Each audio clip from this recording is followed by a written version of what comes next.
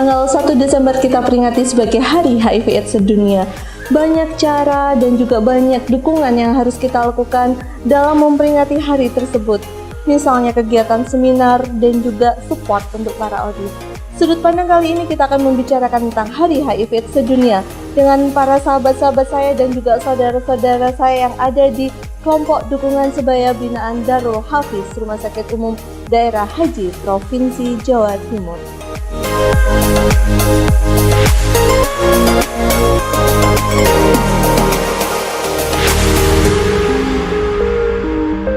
Hai, assalamualaikum. Apa kabar semuanya, Mas-mas? Waalaikumsalam warahmatullahi wabarakatuh. Senang banget ya jumpa sama Mas Raka, sama Mas Teguh. Mas Teguh di Ya. sini. Cantik dan ganteng. Ini dalam rangka apa nih? Berparas cantik seperti ini. Ya, kita memperingati hari khas, Hari AIDS sedunia di Rumah Sakit Umum Daerah Haji Surabaya. Jadi hari ini ada peringatan Hari HIV sedunia di Rumah Sakit Umum Daerah Haji ini tadi ya? Iya. Iya. Tadi apa nih yang ditampilkan tadi nih? Ya, kita menampilkan tari-tarian dan juga sebagai bentuk wujud apresiasi bahwasanya kita sebagai pelaku seni dalam rangka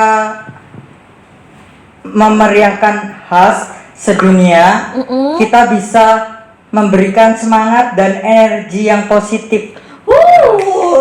Keren, semangat dan memberikan energi yang positif, betul ya. Ya, apalagi Gimana? kita sebagai ODIF yang di rumah sakit haji juga gitu.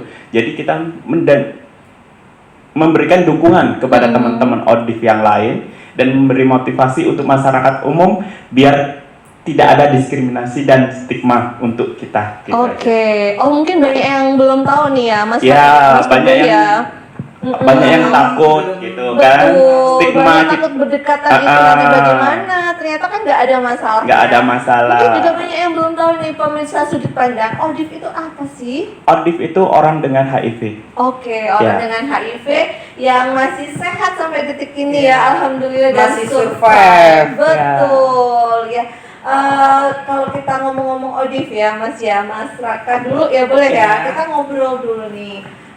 Sedikit aja kita flashback ya, mungkin kita bisa ambil pelajaran dari situ ya. Kira-kira awal mulanya tuh bagaimana sampai akhirnya Mas Raka ini bisa survive, akhirnya keluarga udah bisa nerima nih ya? Sudah.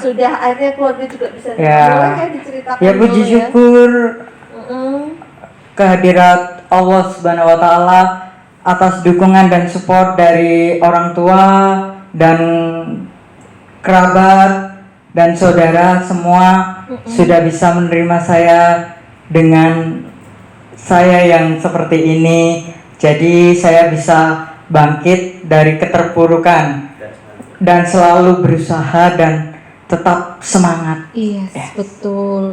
Tetap semangat ya. Iya. Kalau sedikit-sedikit kita flashback ke belakang boleh ya? Ya, Ini awalnya bagaimana sih kalau mau boleh curcol sedikit ya. gitu ya? Awal sih waktu Perlu tisu? Oh enggak Kak Laras. Ya awal mula sih Siapkan nih, gimana? waktu SMA saya tuh nggak tahu. Waktu SMA itu ada emang kan sekolah di STM gitu ya. Banyak laki-laki, terus saya itu kayak pelecehan gitu. Cuma saya sendiri kan nggak tahu, mungkin karena saya feminin gitu lah Kak Laras. Jadi sering dibully, terus Sampai diperkosa. ya kayak gitulah. Ya. Terus sampai akhirnya saya itu kenal dengan salah satu orang yang Tanda kutip sudah menjadi masa lalu, Iya, teman dekat. Saya nggak tahu status dia itu apa sehat atau tidak. Lah dari situ saya istilahnya renggang, sudah lost kontak, terus Habis itu saya dekat dengan Mas Teguh selaku support person saya. Saya diajak tes VCT dan hasilnya ya bikin saya naik turun down gitu. Pastinya Ya. apa ya, meronta Ya. ya, pengen berontak, pengen teriak, Ya. shock berat kali ya. Ya. Terus mengatasi shock berat itu gimana ya Mas Raka, akhirnya sampai sekarang Mas Raka ya, Mas Teguh bisa survive kayak gini? Ya awal mula sih saya stres, terus andilal gitu lah antara dilema dan galau. Nah gitu. Kadang kalau malam gitu Kak Lara sering merenung, sering menyendiri. Kok aku kok bisa kayak gini ya? Kok aku nggak kayak orang lain ya? Terus apa aku bisa sehat gitu loh? Terus apa aku bisa hidup layaknya manusia yang normal? Terus sampai mikir, sampai setiap malam itu mau tidur nangis, terus sampai akhirnya saya di konseling sama dokter psikiater, ya akhirnya dikasih wawasan pencerahan, ya akhirnya saya untuk menumbuhkan dalam diri saya sendiri. Saat itu saya itu masih sangat awam mengenal dunia-dunia semacam ini ya Kak Laras, apalagi dengan penyandang status B20. Betul. Ya. Jadi saya itu masih agak parno sih. Cuma ya saya bangkit dan survive berkat dukungan dan dorongan dari dokter dan keluarga dan teman-teman saya dari kelompok dukungan sebaya yang merangkul dan mengayomi saya. Jadi saya bisa bangkit gitu. Oke. Apalagi saya bisa berapresiasi, membuktikan bahwasannya kita sebagai ODIF harus bisa bangkit dari Dan keterpurukan dan gitu. berkarya ya. Berkarya. Iya betul, masa lalu biarlah masa lalu. Iya. Betul ya, begitu ya. Berarti yang utama adalah dukungan. Iya, gitu ya? dukungan, support person. Support person. Ya. Oke. Tadi kita udah bicara sama Mas Raka ya. Ya. Sekarang boleh ya kita flashback sedikit untuk Mas Teguh sendiri itu awal mulanya bagaimana, terus mengatasinya bagaimana sih kayak gitu? Kalau dari saya sendiri itu salah pergaulan juga. Kalau dari aku karena aku penari, dari dulu aku di Bali. Dari aku di Bali karena salah pergaulan.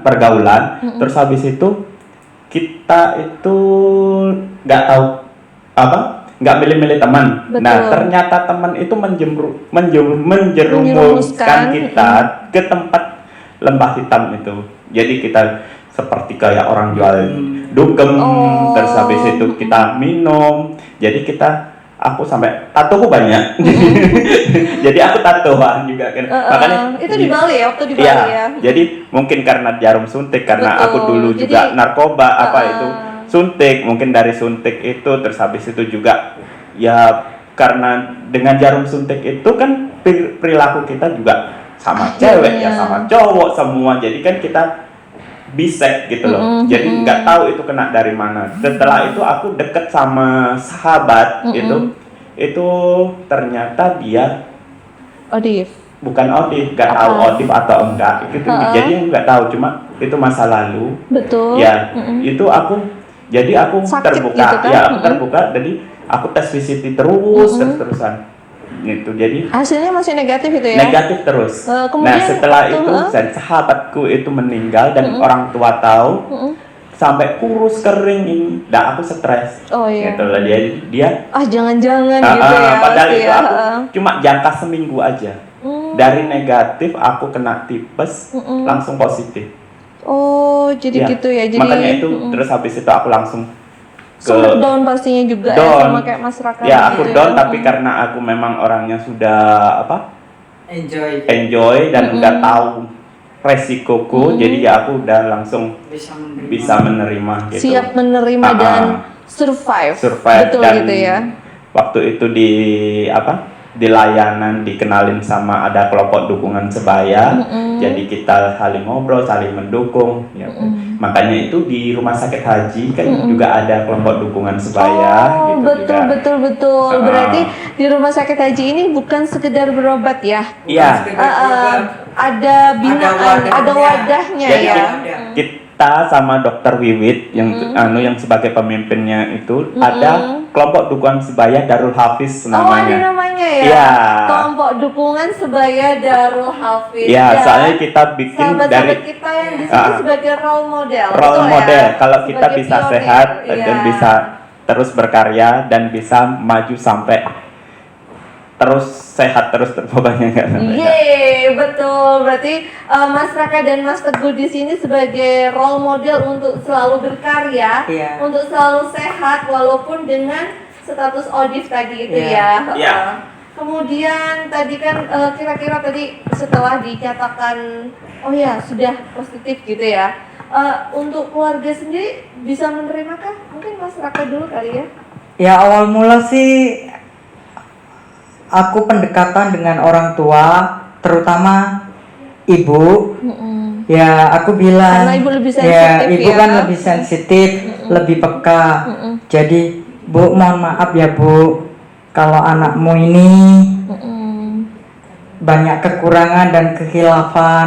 Saya nggak tahu yang dulu-dulu waktu usia saya masih muda, jauh dari kata apa mumpuni gitu loh Kak Laras. Belum tahu dunia luar, Betul. masih terkecoh dengan hal-hal iming-iming gitu loh. Jadi Pencarian jati ya diri pencarian mungkin ya. jati diri masih bimbang gitu. Iya. Jadi aku bilang gitu, terus ada apa gitu, terus aku kemarin habis tes VCT, terus aku kasih hasilnya. tahu hasilnya, kasih pengarahan. Tisu. Oh enggak kalau kasih kasih pengarahan ke orang tua. Aku tes VCT Bu, terus aku nggak tahu aku kok bisa terkena penyakit seperti ini. Terus mungkin karena masa laluku yang dulu, sebab masa laluku itu sudah kenal dan dekat dengan orang tua saya. Terus sampai sekarang itu dia itu sudah menjauh gitu. Sampai orang tua saya mencari-cari kok Kemana? iya Gitu ya. kan aku kan sendiri kan nggak melakukan seks beresiko gitu loh Kak Laras. Cuman dengan satu orang. Cuma dengan satu orang itu kok bisa kena, terus Berarti nggak ada lagi. nggak gitu ada ya. lagi lah. Ya dari situ awal mula aku cerita, terus mungkin karena masa laluku itu seks berisiko gonta-ganti bisa Yang nggak ngerti. dia ya nggak ngerti, masyarakatnya ya. aku masih awam, terus Tenang dulu. ya masih awam, ya aku kasih pengarahan ke orang tua, hasilnya positif Bu. Jadi aku harus istilahnya aku menunjukkan obat. Harus minum Ya, obat. minum gitu ya. obat terus setiap ya aku bilang ini obat apa, ibu saya bilang gitu, ini obat ARV untuk pencegahan Ibu. Terus saya janji sebagai anak, apalagi saya kan 2 bersaudara. Lu cuma 2 bersaudara. Ya 2 ya? bersaudara. Saya nomor 1. Oh iya. Masih ada adik Adik. saya istilahnya jadi panutan gitu loh. Iya. Tapi kok saya gini lah, itu akhirnya jadi bentrok, akhirnya adu argumentasi antara ayah dan ibu. Biasalah orang tua kayak gitu. Berarti ibu sudah Iya. bisa menerima. Bisa gitu ya? menerima. Ayah yang belum siap. Ayah itu kayak arogansi gitu loh Kak. Jadi apa kayak itu kayak Kayak menjudge. nggak menjudge sih, cuma Tidak menerima nggak gitu kan? nggak terima kalau anaknya dibikin seperti ini oleh gitu, orang itu gitu, dicari gitu. si Mr. X tadi Ya ya. Mr. X itu, jadi kok bisa gini, kok bisa gitu. Terus aku mengasih pengarahan ke ayah dulu. Ayah, gak apa-apa ya, aku terima dengan kondisi seperti ini. Insya Allah Tuhan akan memberikan jalan yang terbaik untuk saya ke depannya. Terus ibu saya, ya sudah gak apa-apa, itu hidupmu, itu jalanmu. Yang penting kamu jangan sekali-sekali sembrono atau macem-macem.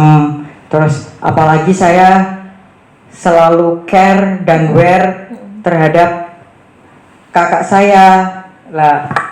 Kakak saya ini selaku support person saya, Mas Teguh. Jadi saya bisa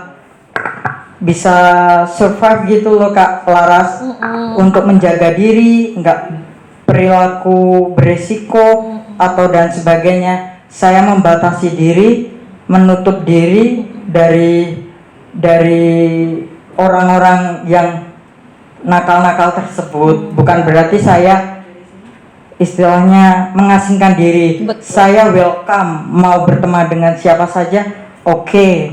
Yang penting saya nggak melakukan hal-hal yang sembrono. Soalnya saya tahu dan sadar bahwasanya saya bisa istilahnya menjaga diri, jangan sampai saya istilahnya saya sebagai audit jangan sampai memberikan dampak buruk ke orang lain gitu. Dari situ saya akhirnya lega. Orang tua selalu mengingatkan kalau setiap kepatuhan minum vitamin obat, ya. Aku bilang ini vitamin cantikku Bu, kolagen gitu, biar wajah cantik dan mulus gitu. Lah gitu. Itu pada bahwasanya ini pertama itu bungkusnya Tenolam ya. Tenolam, habis itu FDC. Aku taruh di laci. Ibu itu ngeraba-ngeraba. Itu apa? Itu apa? Kok obatnya besar banget? Itu obat pencegahan HIV gitu. Ya nggak apa-apa. Terus setiap jam 9 aku selalu on time Untuk minum. ya, untuk minum. Jadi aku selalu diingatin, ayo adik, mas, vitaminnya selalu diminum, jangan sampai telat, jangan sampai molor. Aku merasa dari belenggu, belenggu dari hati dan diri akhirnya bisa longgar gitu loh. Jadi nggak terbebani. Terus ya sebelumnya itu kayak gini, sempat awal-awal waktu reaktif itu positif kena HIV, ya itu sempat nangis 7 hari 7 malam kayak perawan gitu loh. Kayak mau bunuh diri. Aku merenung, kayak didodokin di kamar, nggak mau makan, nggak mau keluar. Jadi terus kayak hidup udah kayak gitu putus asa gitu, kerja nggak konsen. Akhirnya saya blank akhirnya, kamu kenapa? Ayah kan lebih sensitif gitu loh Kak Laras. Ayah sama ibu lebih sensitifan ayah. Oh gitu ya, lebih sensitif ayah. Iya, soalnya aku lebih dekat sama ayah, cuma lebih care sama ibu. Gitu.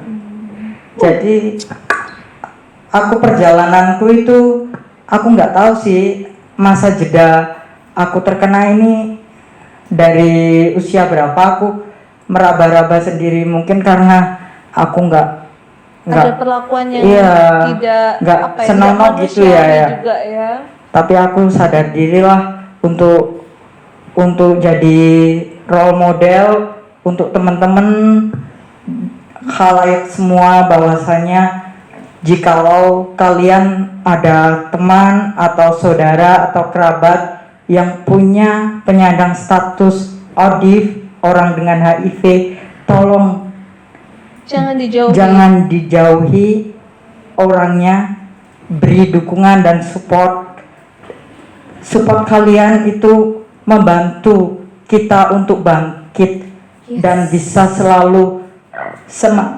semangat dalam menjalani hidup. Bahwasanya ODIF itu bukan penyakit yang harus dijauhi. Jadi harus semangat untuk menjalani mimpi dan cita-cita. Merinding rasanya dengernya. Ya ampun, keren banget. Tadi kita udah dengerin sudut pandang dari Mas Raka. Kita sekarang mendengarkan cerita sudut pandang dari Mas Teguh. Nah, ini Mas Teguh ya, setelah dinyatakan tadi sudah ya positif, terus untuk keluarga, menyampaikan ke keluarga bagaimana? Atau lebih mudah dari Mas Raka? Atau bahkan lebih susah? Pasti kan ada likan-kunya ya. Kalau aku sendiri lebih susah karena lebih kan susah, tetanggaku, aku sebelumnya itu memang udah kayak ikut LSM juga, karena aku memang tes terus 3 bulan, aku selalu ngajak orang tes. Ternyata aku sendiri positif gitu kan. Oh gitu.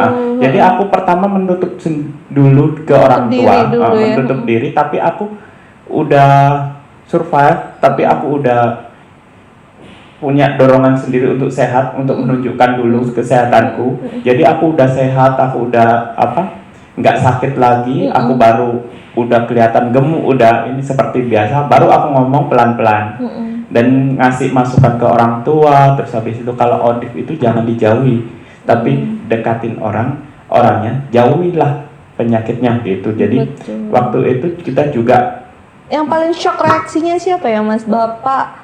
Oh, manggil ayah, bapak? Kalau bapak sama ibu malah nggak sok, cuma kakak-kakakku semua, karena aku anak terakhir. Jadi kakak-kakakku itu semua itu kayak orang yang kaget dan mendiskriminasikan. Oh, justru mengucilkan iya, gitu mengucilkan. Ya, lebih bahasanya. Kayak makan itu kita disendirikan, piring itu disendirikan, minum disendirikan. Karena kurangnya pengetahuannya mereka tentang ODIF itu sendiri ya, kali sampai ya. aku itu kayak orang kos sendiri. Oh gitu. Jadi di rumah tapi di rumah berasa kos. Jadi aku makan itu kayak makan sendiri, semua ruang lingkup sendiri. Setelah itu berjalan berapa tahun tuh Mas Teguh? Aku berjalan 2 bulanan. Kayak begitu tuh 2 bulan? 2 bulan. Terus rasanya nyesek pasti ya? Iya, nyesek. Terus habis itu kita ada dari MK-nya layanan, manajer kasusnya, terus ngajak ke rumah. Habis itu ngasih kayak informasi, pengetahuan ke orang-orang rumah. Mengedukasi gitu ya. Mengedukasi. Makanya itu sekarang udah kayak seperti biasa lagi gitu. Ya, itu tadi sudut pandang dari Mas Raka dan juga Mas Teguh, yang beliau ini adalah pioner dan juga beliau ini adalah role model untuk para ODIF semuanya. Jadi tetap semangat ya. Berkarya pastinya, betul. Iya, betul. Berprestasi dan jangan jauhi ODIF karena itu tidak menular, betul ya? Iya. Kecuali hanya dengan berhubungan seks, Seks. betul ya? Seks Iya. berisiko dan juga dari jarum suntik dan juga dari darah itu sendiri ya.